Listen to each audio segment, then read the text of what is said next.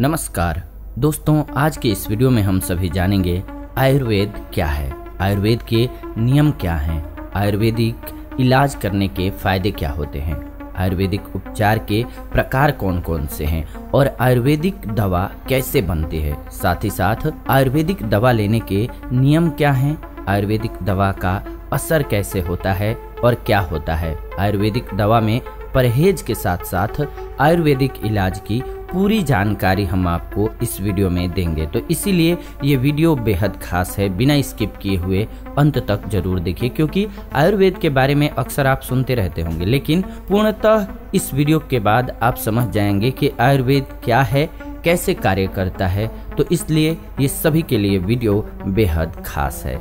नमस्कार, आप देख रहे हैं आयुर्वेदिक उपचार। वीडियो को लाइक कर दीजिए, शेयर कर दीजिए व्हाट्सएप पे, फेसबुक पे। मुझे बेहद खुशी होती है जब आप वीडियो को लाइक, शेयर और कमेंट करते हैं। आयुर्वेद का शाब्दिक अर्थ जीवन का विज्ञान है। यह स्वास्थ्य की एक ऐसी समग्र प्रणाली है जिसका प्राचीन काल से पालन किया जा रहा है। आयुर्वेद के अनुसार केवल बीमारियों या रोगों से मुक्ति ही स्वास्थ्य नहीं है, बल्कि यह शारीरिक, मानसिक और आध्यात्मिक संतुलन की स्थिति है। आयुर्वेद के प्राचीन ऋषि आचार्य सुश्रुत ने स्वस्थ व्यक्ति को परिभाषित किया है। उनके अनुसार ऐसा व्यक्ति जिसमें दोष यानी कि देह द्रव जो शरीर को बनाते हैं, यानी कि जो भी पंच तत्व है हमारे शरीर में वो सही हो। अग्नि यानी कि पाचन और चयापचय की प्रक्रिया आपके शरीर में सही हो, जो भी खाते हैं अच्छे से हजम हो। धातु यानी कि शरीर के ऊतक सही हों। मल मूत्र, इसके अलावा क्रिया यानी कि शारीरिक कार्य, ये सभी जिसके अंदर संतुलित है और जो एक संतुलित मन और आत्मा के साथ खुश है, वही व्यक्ति स्वस्थ होगा। ये आचार्य सुश्रुत ने बताया हुआ है, जो कि आयुर्वेद के सबसे बड़े ज्ञानवान ज्योतिष रहे हैं। आयुर्वेद इस विश्वास को मानता है कि उपचार का मार्ग शरीर और मस्तिष्क में संतुलन स्थापित करता है। इस प्रकार से आयुर्वेदिक उपचार में बीमारियों को रोकने के लिए व्यक्ति की जीवन शैली और खान पान की आदतों को बदलने पर ध्यान केंद्रित किया जाता है। साथ ही साथ दोषों में संतुलन बहाल करने के लिए शमन चिकित्सा यानी कि शांति या दर्दनाशक उपचार और शोधन चिकित्सा यानी कि शुद्धि उपचार भी किया जाता है। हमें उम्मीद है कि आपको आयुर्वेदिक चिकित्सा या आयुर्वेदिक इलाज के संबंध में जो भी सवाल मन में आपके उठ रहे हैं, उन सभी सवालों के जवाब आपको देंगे। तो पहला सवाल आपके मन में यही आता है कि आयुर्वेद क्या है, आयुर्वेदा क्या है, ये सभी के मन में सवाल आता है। तो आयुर्वेद को चिकित्सा की सबसे प्राचीन और प्रमाणित उपचार प्रणाली माना जाता है, जो आज के समय में भी उतनी ही प्रासंगिक है। स्वस्थ या फिर रोगग्रस्त व्यक्तियों के लिए आयुर्वेद का जो समग्र दृष्टिकोण है, उसकी किसी भी अन्य चिकित्सा विज्ञान से तुलना नहीं की जा सकती है। व्यक्ति को रोग से बचाना और स्वस्थ बनाए रखना आयुर्वेद का मुख्य उद्देश्य रहा है। भगवान धन्वंतरी को आयुर्वेद का दैवीय प्रचारक माना जाता है।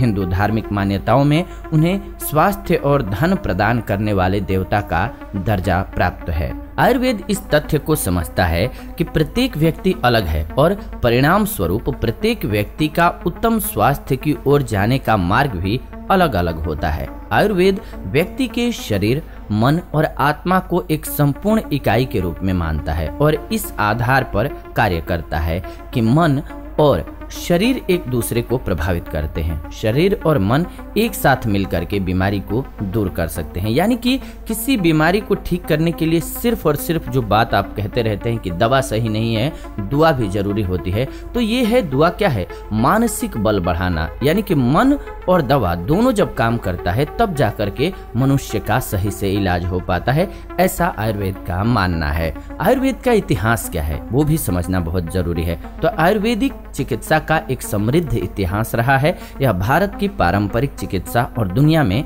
स्वास्थ्य सेवा की सबसे पुरानी प्रणाली है। यह एक निवारक और उपचारात्मक दोनों प्रकार की विधियों से युक्त प्रणाली है, जिसका प्रयोग 5000 वर्षों से भी अधिक समय से किया जा रहा है। मूल रूप से आयुर्वेद का ज्ञान याद रख करके पीढ़ी दर पीढ़ी एक परंपरा के रूप में साझा किया जाता रहा। आयुर्वेद को चिकित्सा में 5000 साल पहले वेद नामक पवित्र ग्रंथ में दर्ज किया गया था। ये स्टार्ट वैसे ही हुआ जैसे आज हमें कोई प्रॉब्लम होती है, उसका सॉल्यूशन ढूंढते हैं तो आप अपने बच्चों को टीच करते हैं कि ये गलती मत करना बेटा, नहीं तो बहुत प्रॉब्लम होती है। तो उसी प्रकार से बाद में इसको लिखा गया। 8वीं शताब्दी ईसा पूर्व से उपलब्ध आयुर्वेदिक चिकित्सा की पुस्तकें न केवल विस्तृत प्रक्रियात्मक निर्देश प्रदान करती हैं, बल्कि यह भी बताती हैं कि समय के साथ आयुर्वेदिक चिकित्सा कैसे विकसित हुई। आयुर्वेद के बारे में वर्तमान ज्ञान मुख्य रूप से बृहत्यत्री नामक 3 महान ग्रंथों पर आधारित है, जिनमें चरक संहिता, सुश्रुत संहिता और अष्टांग हृदय शामिल है। इन पुस्तकों में उन मूल सिद्धांतों और नियमों का वर्णन किया गया है जिनसे आधुनिक आयुर्वेद विकसित हुआ है। यानी कि आज का जो आयुर्वेद है, समय परिस्थिति के अनुसार कुछ कुछ चीजें चेंज होती हैं तो वो भी बनता रहा है। अब आइए समझते हैं आयुर्वेद के नियम क्या हैं, यानी कि आयुर्वेदा के सूत्र क्या क्या हैं। मुख्य रूप से आयुर्वेद का सिद्धांत है कि लोग एक विशिष्ट अवस्था के साथ पैदा होते हैं जिसे प्रकृति कहा जाता है। यानी कि एक आपके शरीर की प्रकृति जो है निहित होती है। जैसे कि आपका ब्लड ग्रुप है तो जो हो गया, वो रहेगा आपका ब्लड ग्रुप। आपका हाथ पैर जो भी है, आपकी बॉडी प्राकृतिक रूप से कफ की वाली बॉडी है, पित्त वाली है, वात वाली है, तो जैसी भी बॉडी है वो वैसी रहनी है। तो उसको समझ करके और उसका इलाज करना भी आयुर्वेद का ही काम है। गर्भाधान के समय स्थापित प्रकृति को भौतिक और मनोवैज्ञानिक विशेषताओं के एक अनोखे संयोजन के रूप में देखा जाता है, जो कि प्रत्येक व्यक्ति के कार्य करने के तरीके को प्रभावित करता है। जीवन भर व्यक्ति की अंतर्निहित प्रकृति समान रहती है। हालांकि व्यक्ति की प्रकृति दिन और रात, मौसमी बदलाव, आहार, जीवन शैली तथा विभिन्न आंतरिक, बाहरी और पर्यावरणीय कारकों से प्रभावित होती रहती है। आयुर्वेद बीमारी से बचाव पर बहुत जोर देता है। इसके लिए दैनिक और मौसमी आधार पर उचित आहार नियम के माध्यम से स्वास्थ्य बनाए रखने की सलाह आयुर्वेद में मिलती है, जिससे व्यक्ति की प्रकृति में संतुलन बना रहता है और वो कभी भी प्रकृति में बीमार नहीं पड़ पाता है। जी हाँ, यही एक मूल जो है सबसे बड़ा है आयुर्वेदा का। अंतर्निहित प्रकृति समान रहती है सभी की। जैसे ही आप माँ के गर्भ में जाते हैं, यानी कि हमारे अंदर जो भी चीजें, जैसे कि ब्लड ग्रुप हमने बताया, डीएनए बताया, ये सब चीजें एक बार निहित हो जाती हैं, वो नहीं बदलती हैं। बस अब उसको समझ करके आपको यहाँ आपके लिए क्या बेस्ट है वो समझना होता है, और इसमें आयुर्वेद आपकी मदद करता है। आयुर्वेद कहता है कि 3 गुण होते हैं जिनसे व्यक्ति की प्रकृति की विशेषताएं निर्धारित होती हैं। इन 3 गुणों को दोष कहा जाता है। इन दोषों को वात, पित्त और कफ के नाम से जाना जाता है। तीनों गुणों के व्यक्ति के शारीरिक कार्यों पर विशेष प्रभाव होते हैं। आयुर्वेदिक चिकित्सा के विद्वानों का मानना है कि प्रत्येक व्यक्ति में 3 दोषों का एक नपातुला संतुलन है। व्यक्तिगत दोष लगातार परिवर्तित होते रहते हैं। ये व्यक्ति के भोजन, व्यायाम और अन्य कारकों से प्रभावित होते हैं। विद्वानों का ये भी मानना है कि किसी दोष के संतुलन से उस दोष से संबंधित लक्षण उत्पन्न होते हैं। ये लक्षण किसी अन्य दोष के संतुलन से पैदा होने वाले लक्षणों से अलग अलग होते हैं। कई कारक जैसे कि खराब भोजन, बहुत कम या बहुत अधिक शारीरिक या फिर मानसिक तनाव, केमिकल्स या फिर रोगाणु इत्यादि दोषों में असंतुलन का कारण बन सकते हैं। दोषों में संतुलन की तरह ही 7 धातु या सप्त धातु में एक संतुलित स्थिति व्यक्ति के स्वास्थ्य का निर्धारण करने के लिए महत्वपूर्ण पैरामीटर है। ये धातु शरीर की उत्तक प्रणाली है और 7 धातु में से प्रत्येक का परस्पर संबंध होता है एक दूसरे से। इनको रस धातु यानी कि प्लाज्मा और लसिका पदार्थ, स्तन ग्रंथियों और इनके तरल पदार्थ तथा मासिक धर्म प्रवाह से बना हुआ है। रक्त धातु यानी कि लाल रक्त कोशिकाओं, रक्त वाहिकाओं और मांसपेशियों के टेंडन से बना हुआ है। मांस धातु यानी कि मांसपेशियों और त्वचा से बना हुआ है।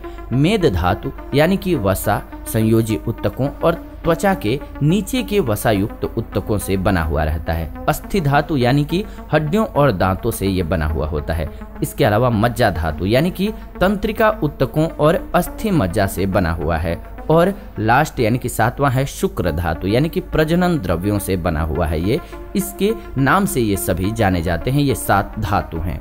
प्रत्येक धातु को पोषण, आहार, रस यानी कि पोषक तत्वों से मिलता रहता है जो फिर अगले धातु को दिया जाता है। प्रत्येक धातु शरीर से विशिष्ट अपशिष्ट उत्पादों जैसे कि खराब सांस, आंसू, श्लेष्मा और पाचन पित्त को बाहर निकालता है, यानी कि ये शरीर से गंदगी को बाहर करता है। धात्वग्नि यानी कि चयापचय ऊर्जा में धातु अपने कार्य का फैसला करते हैं। जी हाँ, कौन सी धातु किधर जाएंगी ये भी फैसला हो जाता है और सही से, इसीलिए पाचन बहुत जरूरी होता है। पाचन इसीलिए इम्पोर्टेंट है कि यहीं से जो भी रस होते हैं खाने में वो आपके अलग अलग जगह पर डिस्ट्रीब्यूट होते हैं। सभी धातु 3 में से किसी एक दोष द्वारा नियंत्रित होते हैं। उदाहरण से हम आपको समझा देते हैं। कफ दोष रस, मांस, मेद और शुक्र धातुओं को नियंत्रित करता है। पित्त दोष मज्जा और रक्त धातुओं को नियंत्रित करता है और वात दोष अस्थि धातु को नियंत्रित करता है। ओजस सभी धातुओं का अंतिम सार है और हमारी प्रतिरक्षा प्रतिक्रिया का आधार भी है। यह शरीर के हर हिस्से में व्याप्त होता है। ओजस कम होने के कारण चिंता, भय, खुशी में कमी, खराब रंगत, संवेदी अंग में दर्द, दुर्बलता, प्रतिरक्षा प्रणाली संबंधी विकार जैसे लक्षण आपको होने लगते हैं। तो आयुर्वेदिक उपचार के फायदे क्या हैं? अब ये सबसे बड़ा सवाल आपके मन में आ रहा होगा, आयुर्वेदा के फायदे क्या हैं? तो अब हम आपको इस पर विस्तृत रूप से बताने जा रहे हैं। आपसे प्लीज रिक्वेस्ट है कि वीडियो को लाइक कर दीजिए, शेयर कर दीजिए जरूर, ताकि सभी को ये जानकारी होना चाहिए हमारे देश में, क्योंकि पूरे वर्ल्ड में आप घुमाएंगे लेकिन आज भी जो शोध चल रही हैं वो आयुर्वेदा से ऊपर नहीं जा पाई हैं। इन्हीं के आधार पर ही शोध कर रहे हैं और जो हमारे ऋषि महर्षि हजारों लाखों साल पहले आपको बता करके गए हैं, यानी कि 5000 साल पहले से हमारे पास ये धरोहर है, बस इसे समझने की जरूरत है। आइए जानते हैं अब हम सभी आयुर्वेदिक उपचार के फायदों के बारे में। वैसे तो आयुर्वेद का सबसे बड़ा लाभ यही है कि इससे रोगों का निवारण हो सकता है, लेकिन आयुर्वेदिक इलाज के कुछ विशेष फायदे भी आपको मिलते हैं। जैसे कि आयुर्वेद से लोगों को यह जानने में मदद मिलती है कि किस प्रकार का भोजन, रंग, सुगंध, आवाज और स्पर्श उनके शरीर और मन में संतुलन और सामंजस्य की स्थिति पैदा करता है। जब शरीर और मन सामंजस्य में होते हैं तो शरीर की सामान्य अवस्था बहाल होती है और यह स्वस्थ हो जाता है। आयुर्वेदिक चिकित्सा का मुख्य लाभ ये भी है कि इनमें कोई हानिकारक तत्व नहीं होते हैं और इनका उपयोग करना काफी सुरक्षित होता है, यानी कि कोई भी साइड इफेक्ट आपको नहीं झेलना पड़ता है। आयुर्वेद हजारों वर्षों से एक भरोसेमंद और प्रामाणिक उपचार बना हुआ है, इसलिए अन्य उपलब्ध चिकित्सा विकल्पों की तुलना में आयुर्वेद के पास रोगों के इलाज का सबसे अधिक अनुभव है। यह भी इसका एक बहुत बड़ा लाभ है। जैसे आप पुराने से पुराने डॉक्टर के पास जाते हैं नाम सुन करके कि ये बहुत अच्छा इलाज करते हैं, वैसे ही हर चिकित्सा पद्धति में आयुर्वेदिक चिकित्सा पद्धति जो है प्राचीनतम है, यानी कि सबसे पुरानी है, इसलिए भी इस पर ट्रस्ट सबसे ज्यादा है। आयुर्वेदिक इलाज के प्रकार क्या हैं, यानी कि आयुर्वेदिक उपचार के प्रकारों को हम सभी समझते हैं। अब आगे, आयुर्वेद अब सबसे अधिक मान्यता प्राप्त उपचार में से एक है। पूरी दुनिया में इस वैकल्पिक चिकित्सा पद्धति का व्यापक रूप से अभ्यास किया जा रहा है। पूरी दुनिया आज मान रही है कि आयुर्वेदा बहुत बड़ी चीज है और आयुर्वेदा से ही जीवन की रक्षा की जा सकती है हर प्रकार से। आयुर्वेद की कुछ प्रचलित तकनीक हैं, जैसे कि ध्यान, योग, जप, प्राणायाम, पंचकर्म और जड़ी बूटियां। जी हाँ, ये व्यक्ति के संपूर्ण स्वास्थ्य को बढ़ावा देती हैं। चाहे आप आयुर्वेद के किसी भी चिकित्सा विशेषज्ञ के पास जाएंगे, वे निवारक और उपचारात्मक दोनों प्रकार के दृष्टिकोण अपनाते हैं आपके लिए, आपके स्थिति को समझ करके कि आपके पास क्या गड़बड़ी है उसको ठीक किया जाए। निवारक उपचार क्या होता है, अब आपके मन में सवाल ये आया होगा, तो ये दुविधा भी हम आपकी दूर किए देते हैं।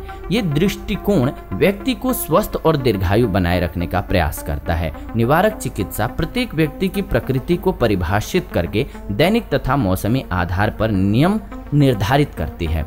इस तरह से यह व्यक्ति के तीनों दोषों के संतुलन को समर्थन देने और उनको संतुलन में रखने, साधारण लैंग्वेज में कहें तो इसमें क्या किया जाता है, आपके जब आयुर्वेदिक चिकित्सक के पास आप जाएंगे तो वो आपसे पूछते हैं आपकी दिनचर्या के बारे में, और दिनचर्या में जो भी गलती होती है आयुर्वेद के नियम के अकॉर्डिंग वो आपको समझाते हैं और उसका पालन करके आप हमेशा स्वस्थ रह सकते हैं। यही है मेनली कहा जाए तो निवारक उपचार। जी हाँ, ये नियम आहार, व्यायाम से लेकर के हर्बल थेरेपी, मालिश, ध्यान, सामाजिक व्यवहार और सकारात्मक संबंधों तक सभी क्षेत्रों पर आधारित होते हैं। यानी कि मानसिक रूप से, शारीरिक रूप से हर तरह से आपको स्वस्थ बनाने का प्रयास करना ही ये कहलाता है आपके लिए निवारक उपचार। अब बात करते हैं उपचारात्मक इलाज के बारे में। ये भी आया, आपके मन में सवाल आया होगा। ये उपचार व्यक्ति को कोई बीमारी हो चुकी हो तो उसको ठीक करने की कोशिश करते हैं। आइए कैसे समझते हैं इसको। एक या फिर अधिक का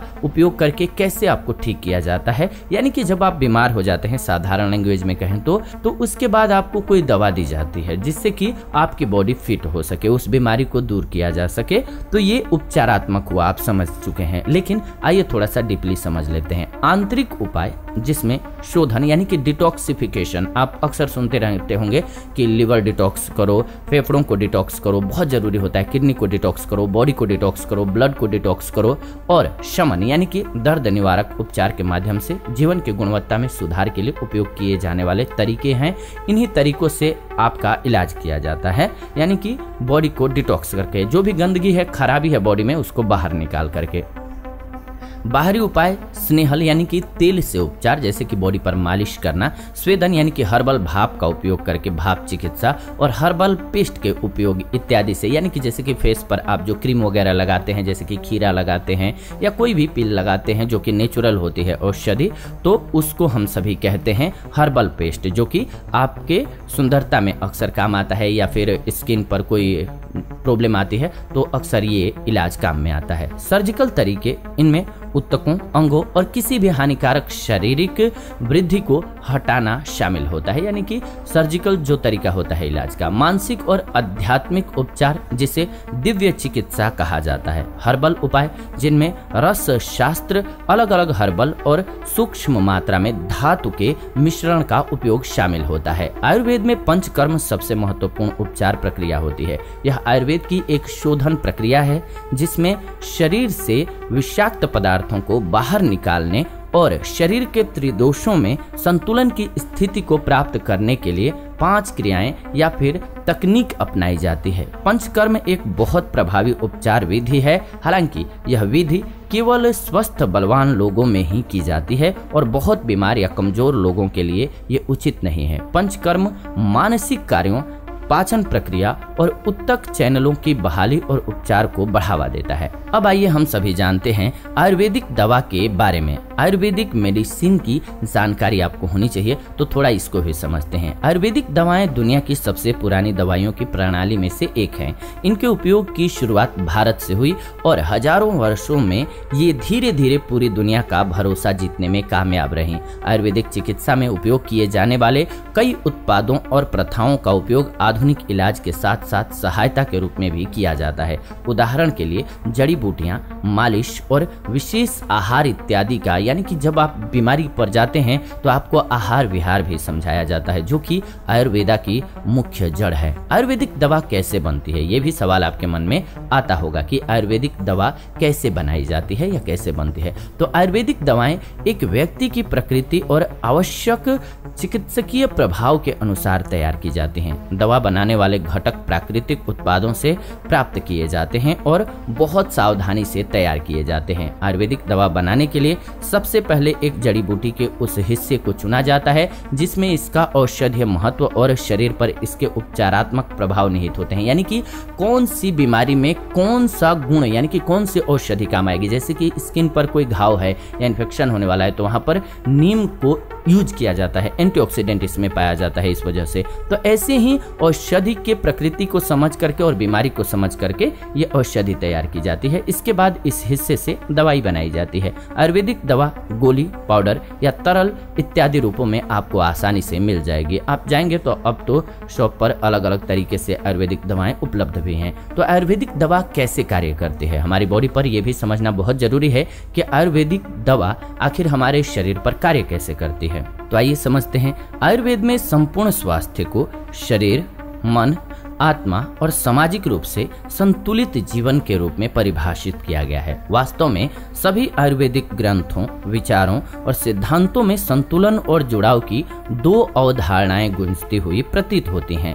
सभी समग्र स्वास्थ्य प्रणालियों की तरह आयुर्वेद शरीर, मन और आत्मा के बीच अपरिवर्तनीय संबंधों पर जोर देता है। यानी कि आपके शरीर, मन और आत्मा में परिवर्तन होने वाला नहीं, अपरिवर्तनीय संबंध होना चाहिए। हालांकि आयुर्वेद में व्यक्ति की जुड़ाव या संबंधता की अवधारणा व्यक्तिगत न होकर के सार्वभौमिक मानी जाती है। कुछ अध्ययनों से पता चलता है कि आयुर्वेदिक दवाएं पुराने ऑस्टियोआर्थराइटिस वाले लोगों में दर्द को कम कर सकती हैं और उनके चलने फिरने की क्षमता में वृद्धि कर सकती हैं। टाइप 2 मधुमेह वाले लोगों में लक्षणों को नियंत्रित करने में मदद कर सकती हैं। हालांकि इनमें से अधिकांश अध्ययन बहुत छोटे स्तर पर हुए हैं। आयुर्वेद के असर पर बहुत कम आधुनिक वैज्ञानिक प्रमाण उपलब्ध हैं। आयुर्वेदिक दवा कैसे लेनी चाहिए, क्योंकि आयुर्वेदिक दवा को लेने का खास नियम होता है, तो ये भी समझना बेहद जरूरी है। लोगों द्वारा आयुर्वेदिक दवाओं का उपयोग करने के तरीके उपयोगकर्ताओं की तरह अलग अलग होते हैं। कई लोग अपने पश्चिमी चिकित्सा उपचारों के पूरक या फिर सहायक के लिए आयुर्वेदिक दवाओं का उपयोग करते हैं। उदाहरण से समझ लीजिए, कुछ आयुर्वेदाचार्यों का मानना है कि ध्यान जैसी आयुर्वेदिक थेरेपी आधुनिक रसायन चिकित्सा के दुष्प्रभावों को कम करती है। कुछ लोग पुरानी बीमारी के दौरान शरीर को ऊर्जावान रखने के लिए आयुर्वेद आधारित आहार नियम का उपयोग करते हैं, तो कुछ अधिक पौष्टिक भोजन लेने, ऊर्जा प्राप्त करने और वजन स्वस्थ स्तर पर बनाए रखने के लक्ष्यों के साथ ही आयुर्वेदिक आहार का पालन करते हैं। पश्चिमी देशों में तो कई सारे लोग अधिक से अधिक समग्र शारीरिक, मानसिक और आध्यात्मिक स्वास्थ्य प्राप्त करने के लिए विशेष रूप से आयुर्वेद की गैर चिकित्सा पद्धतियों को अपना रहे हैं। योग की बढ़ती लोकप्रियता इसका प्रमाण है और आज आप देख भी रहे हैं हमारे देश के टॉप आयुर्वेदाचार्य को। जी हाँ, आयुर्वेदिक दवाओं के उपयोग के पीछे आपका उद्देश्य जो भी हो, लेकिन किसी प्रशिक्षित आयुर्वेदिक चिकित्सक की सलाह और बताए गए तरीके से ही आपको उपचार लेना चाहिए, क्योंकि ये एक तरह की मेडिसिन होते हैं। अब समझना ये जरूरी है कि क्यों ऐसा हम कह रहे हैं, तो इसलिए क्योंकि आयुर्वेदिक दवाओं के नुकसान भी होते हैं। किस स्थिति में और कैसे साइड इफेक्ट्स होते हैं आयुर्वेदिक दवाओं के, ये भी समझना जरूरी है। आयुर्वेदिक चिकित्सा की प्राचीन पद्धति ने स्पष्ट रूप से लाखों लोगों को स्वस्थ जीवन प्रदान करने में मदद की है। हालांकि किसी भी अन्य चिकित्सा प्रणाली की तरह आयुर्वेदिक चिकित्सा में भी दुष्प्रभाव होने की संभावनाएं हैं। ये विशेष रूप से चिंता का विषय तब होता है जब थेरेपी का गलत तरीके से उपयोग किया जाता है, या फिर अनुचित तरीके से दुरुपयोग या उपयोग किया जाता है, या फिर किसी अयोग्य चिकित्सक द्वारा इलाज किया जाता है। इसलिए उपचार करवाते समय एक अच्छे प्रशिक्षित आयुर्वेदिक डॉक्टर के पास ही आपको जाना चाहिए और उनके बताए नियमों के अनुसार ही आपको इलाज करना चाहिए। ध्यान रखिए, मान लीजिए आपको शुगर है और आपको कोई उसमें मीठे फल खाने की सलाह दे दे, तो ये तो गलत हो ही जाएगा। आयुर्वेदिक औषधि है लेकिन आपको नुकसान हो जाएगा। क्यों? क्योंकि आपकी बॉडी में कोई न कोई डिफेक्ट आ चुका है, तो आपको उसके अकॉर्डिंग आहार विहार को समझना बहुत जरूरी हो जाता है। यद्यपि आयुर्वेद जड़ी बूटियों और प्राकृतिक उपचारों का उपयोग करता है, लेकिन किसी भी आयुर्वेदिक दवा को लेने से पहले एक योग्य और अनुभवी आयुर्वेदिक चिकित्सक से परामर्श करना इसीलिए सबसे अच्छा होता है। एक आयुर्वेदिक चिकित्सक व्यक्ति की प्रकृति और रोग पैदा करने वाले दोषों जैसे कि अलग अलग कारकों को ध्यान में रखता है और इसके अकॉर्डिंग उसको सजेस्ट करता है दवाओं को। इसके बाद वह एक व्यक्ति के स्वास्थ्य की स्थिति के आधार पर उपचार के कोर्स की योजना बनाता है और देता है। क्यों? क्योंकि उनको ये पूरी समझ होती है कि आपकी बॉडी की प्रकृति क्या है और कौन से आहार की यानी कि कौन से औषधि का गुण या दुर्गुण क्या है। इसके बाद वो आपको ट्रीट करते हैं, इसीलिए ज्यादा आप पर असर करता है वो। तो इसीलिए आयुर्वेदिक चिकित्सक के सलाह के बगैर दवाएं नहीं लेनी चाहिए। आयुर्वेद में परहेज क्या है, यानी कि आयुर्वेदा के परहेज क्या है, ये समझना भी बेहद जरूरी है। बढ़ते जीवन शैली संबंधी रोग खाद्य पदार्थों के गलत चुनाव का परिणाम है। चीनी और अंग्रेजी यानी कि एंग्लिकन खाद्य पदार्थ जो कि पैकेट बंद खाद्य पदार्थ होते हैं, आज पिज्जा बर्गर वगैरह आप जो समझते हैं, ये पश्चिमी खाद्य पदार्थ हैं। इनके सेवन करने की अंधी नकल आपको शारीरिक और मनोवैज्ञानिक दोनों तरह से प्रभावित कर रही हैं। आजकल चीनी और अंग्रेजी खाद्य पदार्थों की अधिक खपत के कारण युवाओं में पेट की समस्याओं में वृद्धि हुई है। आयुर्वेद आधारित आहार में ताजा भोजन बहुत महत्वपूर्ण होता है। आयुर्वेद में सभी को शुद्ध शाकाहारी खाद्य पदार्थ खाने की सलाह दी जाती है। यह हमेशा शाकाहारी भोजन की आदतों का समर्थन करता है। खाद्य पदार्थों के सेवन पर आयुर्वेद के स्पष्ट नियम हैं। यह भोजन की आदतों की बहुत प्राचीन पारंपरिक शैली पर निर्भर करता है। इसमें वह सब कुछ है जो आप एक सर्वोत्तम आहार और औषधि संबंधी सुझाव में पसंद करेंगे। आप डाइटिशियन के पास जाते हैं, लेकिन आयुर्वेदा को समझेंगे, आपको किसी के पास जाना नहीं पड़ेगा, आप हमेशा स्वस्थ रहेंगे। आयुर्वेदिक आहार में स्वाद की भी प्रासंगिकता काफी अधिक है। आयुर्वेद में मीठा, खट्टा, नमकीन, तीखा, कड़वा और कसैला जैसे 6 महत्वपूर्ण स्वाद बताए गए हैं। इन 6 स्वादों की भागीदारी के साथ आयुर्वेद आधारित आहार शरीर के वजन को कम करने में प्रभावी भूमिका निभाते हैं। आयुर्वेदिक आहार विशेष रूप से अग्नि के बारे में बात करता है। आयुर्वेद कहता है कि अग्नि के बिना जीवन संभव नहीं है और इसमें जीवन को बढ़ावा देने की शक्ति है। जीवन का मुख्य स्रोत अग्नि है। अग्नि को पाचन अग्नि के रूप में परिभाषित किया जा सकता है। आयुर्वेदिक भोजन अग्नि की अवधारणा से गहराई से जुड़ा हुआ है। सभी को भोजन की आदतों के बारे में सावधान रहना चाहिए और पाचन अग्नि को कमजोर नहीं होने देना चाहिए। तो इस प्रकार से आप आई थिंक इस वीडियो के माध्यम से समझ चुके होंगे कि आयुर्वेद क्या है और इसके नियम क्या हैं, कैसे काम करता है।